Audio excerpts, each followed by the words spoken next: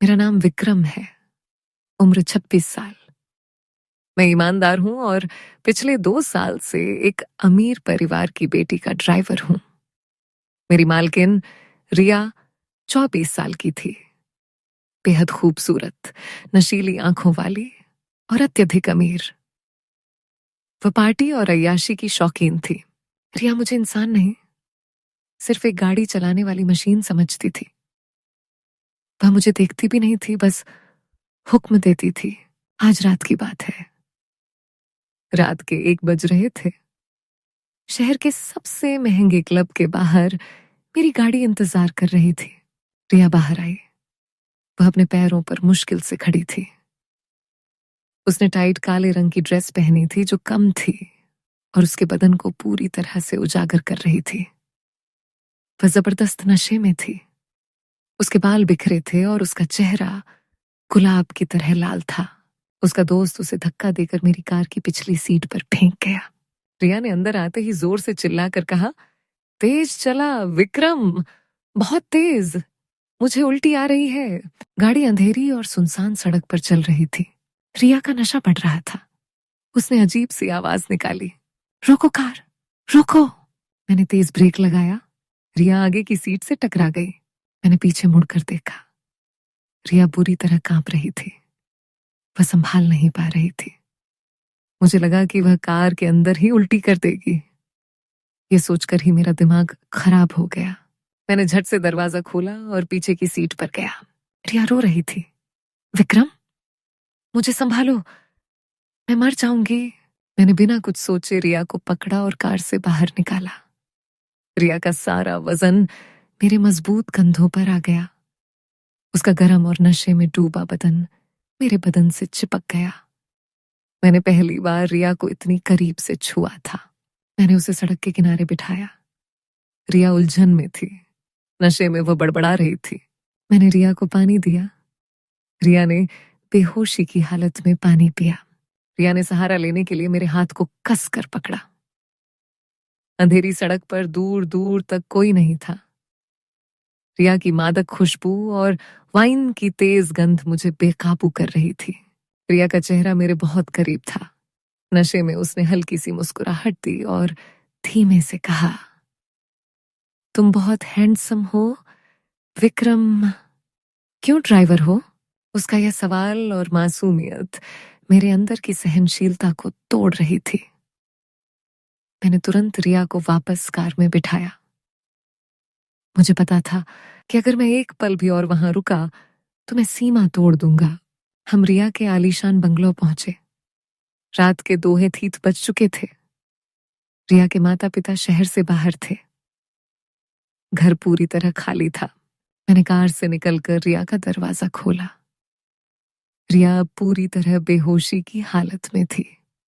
उसे अकेले छोड़ना खतरनाक था। मैंने झट से रिया को उठाया। रिया का वजन हल्का था, पर उसका बेजान शरीर मेरे बदन पर कसकर चिपक गया। उसका खुला बदन मेरे हाथों को छू रहा था। मेरे अंदर बिजली दौड़ गई। मैंने अपनी आंखें बंद कर लीं, पर इच्छा की गर्मी को बंद नहीं कर पाया। मैं रिया को धीरे धीरे सीढ़ियां चढ़ाकर उसके बेडरूम तक ले गया। बेडरूम विलासिता से भरा था। मैंने रिया को नरमी से पलंग पर लेटा दिया। वह बेसुध पड़ी थी। मैं पलंग के पास खड़ा था। सांसें तेज थीं। मुझे तुरंत निकल जाना चाहिए था। ये मेरी ड्यूटी थी और ड्यूटी पूरी हो गई थी। पर रिया, वह मेरे सामने थी, कमजोर, बेसुध और बेहद आकर्षक। अंधेरे में मेरे दिल ने शैतान की बात मान ली। मैंने पहली बार महसूस किया कि मैं ड्राइवर नहीं हूं, मैं विक्रम हूं और मेरे पास आज रात मालकिन को नियंत्रित करने की पूरी शक्ति है। मैंने धीरे से अपने बूट उतारे।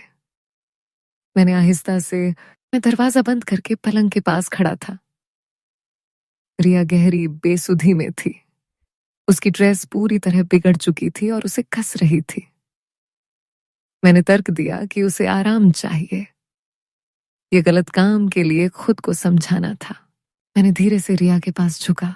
मेरी सांसें गर्म थीं। पहली बार मैंने किसी अमीर लड़की को इतनी करीब से छुआ था। मैंने धीरे धीरे उसके बदन से ड्रेस को अलग करना शुरू किया।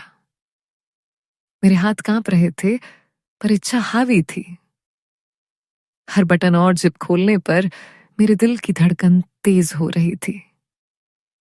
रिया ने एक हल्की सी आवाज निकाली, पर आंखें नहीं खोली। जब ड्रेस अलग हुई तो रिया सिर्फ अंदरूनी वस्त्रों में थी। मैंने शर्म से आंखें झुका ली, पर इच्छा ने झुकने नहीं दिया। मैंने बस अपनी आंखों को भरपूर आजादी दी। मैंने अपनी प्यास बुझाने के लिए उसे नरमी से एक डील ढाला रेशमी बाथरोब पहनाया। इस पूरी प्रक्रिया में रिया बेसुध पड़ी रही। मैं रिया के बगल में पलंग के किनारे बैठ गया। मेरे हाथ अभी भी गर्म थे। मैंने अपनी वर्दी उतार दी। अब मैं सिर्फ टी शर्ट और पायजामा में था। ड्राइवर नहीं, एक जवान आदमी। रिया ने बेहोशी में करवट ली और उसका सिर मेरे कंधे से जा टकराया। मेरे अंदर बिजली दौड़ गई। रिया ने बेहोशी में बड़बड़ाते हुए मेरा हाथ पकड़ा और कसकर अपने सीने से लगा लिया। रिया फुसफुसाते हुए, चाचू तुम बहुत अच्छे हो, मुझे अकेला मत छोड़ो।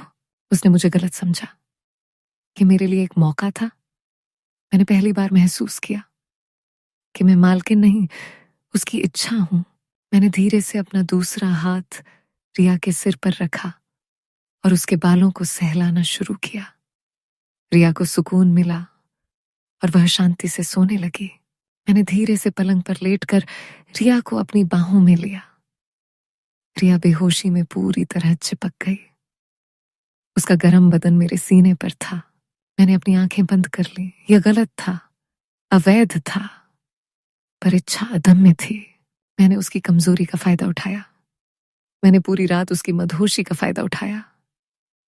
मैंने उसे महसूस कराया कि आज उसकी जिंदगी का मालिक मैं हूं, उसका ड्राइवर नहीं। मैंने खुद को उसकी इच्छाओं का अधिकार दे दिया। वह विरोध नहीं कर सकती थी, वह बोल नहीं सकती थी, वह पूरी तरह बेसुध पड़ी थी। मेरे अंदर का शैतान जीत गया था। सुबह होने से ठीक पहले मैं पूरी तरह थक चुका था, पर मेरे अंदर एक जीत का एहसास था। सुबह 5 बजे, सूरज निकलने से पहले, मैं झट से उठा। मेरा शरीर पसीना और अपराध बोध से भरा था। मैंने तुरंत वर्दी पहनी। मैं फिर से ड्राइवर बन गया। रिया अभी भी गहरी नींद में थी।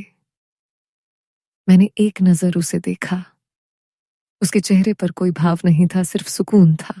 मैंने दरवाजा धीरे से खोला और चुपके से कार तक पहुंचा। मुझे लगा कि मैं पकड़ा जाऊंगा। मैं कार में बैठा और तेजी से वहां से निकल गया। मेरे पेट में खौफ का गोला था। 10 बजे, मैं घर पर सो रहा था। मेरा फोन बजा। रिया थी। रिया, आवाज कमजोर पर कठोर। विक्रम, तुम कहाँ हो? तुम्हारी हिम्मत कैसे हुई रात को गायब होने की? यहाँ कौन छोड़कर गया मुझे? मैं चौंक गया। उसे कुछ याद नहीं था। नशे ने उसकी याददाश्त पूरी तरह मिटा दी थी। विक्रम, मैडम, मैं आपको घर छोड़कर निकल गया था। आप पूरी तरह ठीक थी। शायद आपकी किसी दोस्त ने। रिया गुस्से में, चुप रहो। तुम आज ड्यूटी पर लेट क्यों हो? तुम्हारी हिम्मत कैसे हुई